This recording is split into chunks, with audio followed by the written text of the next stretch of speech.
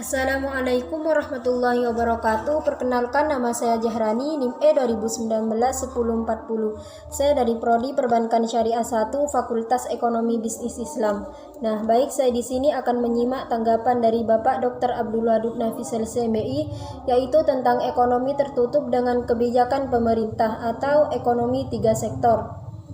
Nah, yang menjadi pertanyaan pada kita, pertama kali, apa sih ekonomi 3 sektor atau apa sih ekonomi tertutup dengan kebijakan pemerintah? Nah, langsung saja yang pertama, pengertian ekonomi 3 sektor. Ekonomi 3 sektor adalah perekonomian yang meliputi kegiatan dalam sektor perusahaan, rumah tangga, dan pemerintah. Kemudian ada siklus perekonomian 3 sektor ini. Yang pertama, perusahaan, yang kedua pemerintah, yang ketiga rumah tangga.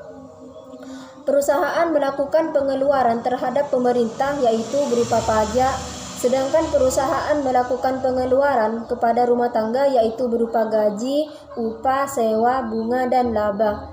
Ada beberapa perubahan dari perekonomian 2 sektor menuju ke perekonomian 3 sektor, yaitu yang pertama, pungutan pajak yang dilakukan pemerintah menambah pengeluaran agregat pada industri dan rumah tangga.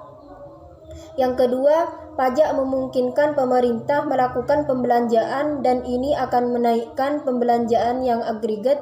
Kemudian pendapatan yang diterima oleh rumah tangga akan digunakan untuk 3 tujuan. Yang pertama, ditabung. Yang kedua, membayar pajak, dan yang ketiga, dikonsumsi. Kemudian ada pajak langsung dan pajak tidak langsung. Pajak langsung yaitu jenis pungutan pemerintah yang secara langsung dikumpulkan dari pihak yang membayar pajak. Sedangkan pajak tidak langsung yaitu pajak yang bebannya dapat dipindahkan kepada orang lain. Nah, ada 3 bentuk-bentuk pajak pendapatan, yaitu yang pertama, pajak regresif, yaitu pajak yang turun ketika pendapatan naik. Yang kedua, pajak proporsional,